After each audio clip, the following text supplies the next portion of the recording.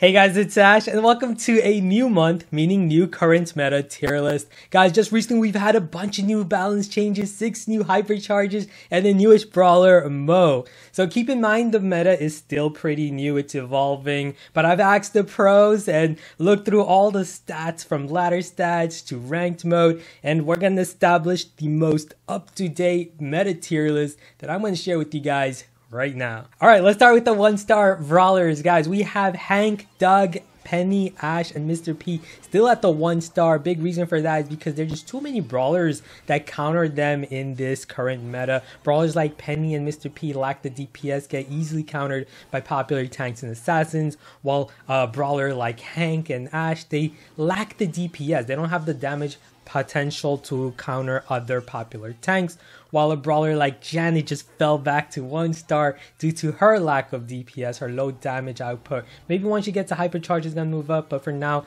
she's been falling and she's one of the lowest played brawlers in the game. And speaking of the lowest played brawler in the game, that's why we have Ruffs falling to 1-star for the first time. Unfortunately, he's currently the least played brawler in the game, and he has one of the lowest win rate as well. And even in the competitive meta, he is now just becoming absent. Pro players are just averting away from playing him these days. Alright, now let's move on to the 2-star brawlers. These are a little better. We have Primo, Bo, Bonnie, Edgar, Bull, Sam now falling down. Squeak has moved up thanks to his new hypercharge. Otis falling, unfortunately. And then Miko, Maisie, and Charlie all falling. Charlie has been getting so many nerfs and she has continued to fall now in the meta. She's still very deadly for gem grab. Just entrap a brawler and you can steal their gems. But other game modes, you're going to see her played very rarely these days. She has one of the lowest pick rates in the game right now. Maisie, her hypercharge is not as formidable anymore. Same with Miko, his lack of DPS makes him very easy to counter in this meta. Otis is a pretty great brawler, underrated in my opinion, but statistically he has one of the lowest pick rate and win rates at the moment. There's just too many other brawlers such as like Gale and Clancy that are so good at countering tanks and have taken his role. Squeak, of course, has moved up thanks to his hypercharge. Very strong, but unfortunately Squeak overall, for the most part of the game, is very easy to counter. His lack of DPS makes him very easy for tanks and assassins to rush him. Alright, now moving on to the 3-star brawlers. These are much better in the current meta. Very good brawlers. We have Eve, Jackie, Chuck, Shelly, Spike, Pam, Pearl, Rosa, Colt, Griff, Fang, and Leon continuing to remain in the 3 stars, while we have V moving up now thanks to her new buff.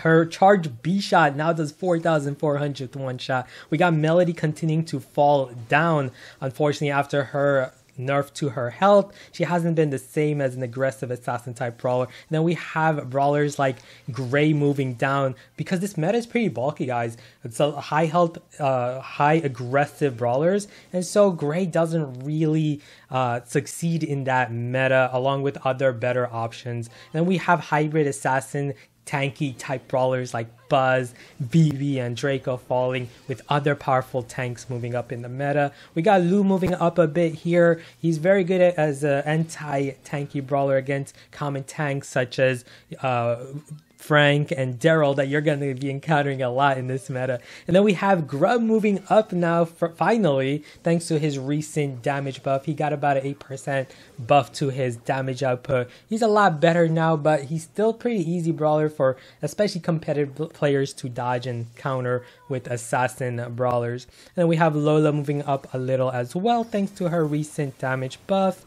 Willow moves up a bit. Crow moving down now in this current meta. They're just other high power brawlers. The lack of DPS with Crow has made him a pretty unpopular brawler in the competitive meta. Now, even though Nani got a new hypercharge, unfortunately it's not the best hypercharge, and also the current meta, as we've stated, is pretty bulky. You got a lot of high health brawlers, and unfortunately Nani just doesn't compete against those brawlers on popular game modes such as Brawl Ball, Hot Zone even. She's not very good in. And then we got Gus moving up a bit as well. He got a pretty small damage buff, or actually it's about like 10%, but unfortunately because of his low DPS, he's not overall DPS wise not the greatest brawler, but he's a pretty good, decent support brawler, and he has seen some rise into the meta thanks to that recent damage boost. Alright, now let's move on to the 4-star brawlers, the A-tier brawlers in this meta. Now you're going to see a lot of powerful snipers, Angelo, Piper, Belle, Mandy here in this tier list. A big reason why Angelo and Piper have fallen to the 4 stars that used to be 5 stars is because of the transition in this meta. Now you don't have as much powerful open area maps for these brawlers to dominate in, and not just that, as we've been stating, the current meta has been shifting towards more of a high health aggressive state, and these brawlers, they just don't dominate in that state anymore.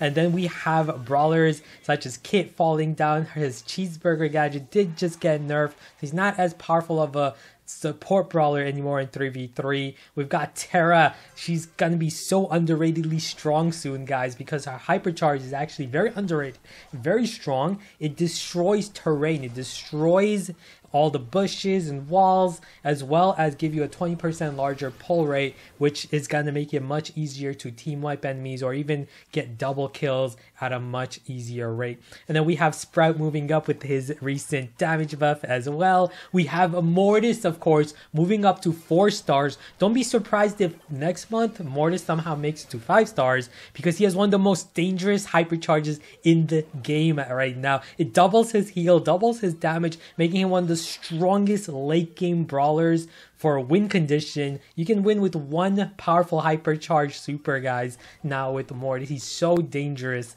in the meta. In fact, he's currently the most played brawler right now in the entire game. He has the highest usage stat.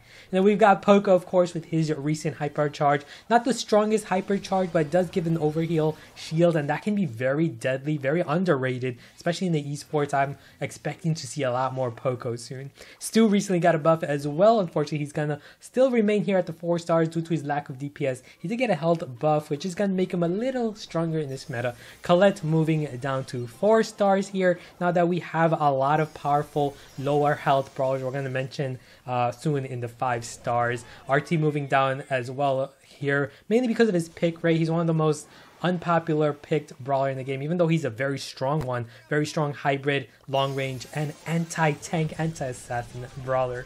Brock and 8-Bit moving up with their amazing DPS. Brock's got a recent buff to his hypercharge, does a lot more damage now, so look forward to seeing him a lot more in the meta.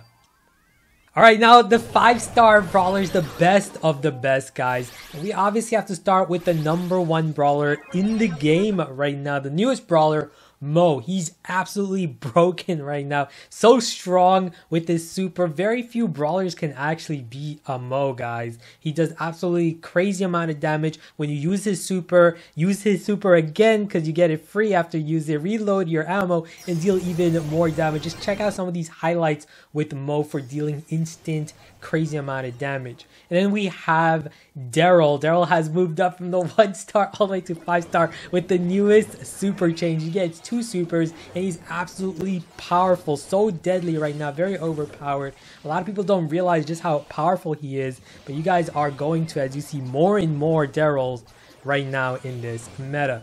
Then we have Meg, Gale, both got small nerfs, but they're still very powerful in this meta, so they're going to remain 5 stars. New brawler Barry also got a small nerf, but he's still very strong. Lily did not get any nerfs for some reason. I don't know how she escaped the nerfs. She's continuing to be a 5 star. Frank got a small nerf, still a very powerful brawler, arguably the strongest tank next to Daryl. And then we got Byron. He's a sharpshooter and a healer support, super high versatile brawler. He's going to remain at 5 stars. Same with Rico, Max, Chester, Clancy, who also got a small nerf, but he's still super strong, especially up close with his super damage. Just destroys tanks and assassins very easily, just very oppressive right now. And then Larry moving up to 5 stars, one of the best brawlers in competitive. He's got so much great versatility. His super makes him very good against assassins that other throwers struggle against. Larry doesn't. And then we have Sandy moving back up to 5 stars. His super is just so strong. His hypercharge with that speed boost just makes him a nightmare to deal with. And then finally, Surge, who gets a very powerful hypercharge on top of being a powerful anti-tank, anti-assassin brawler, and then super versatile. Once he gets that range at stage 2 and 3, he becomes a nightmare to deal with. So there you guys have it, the full current meta tier list for September. Let me know if you guys agree or found any of these ratings to be surprising. Let me know in the comments below. As always, leave a like and also subscribe for more Brawl Stars content coming up soon. And I'll see you guys again soon. Take care.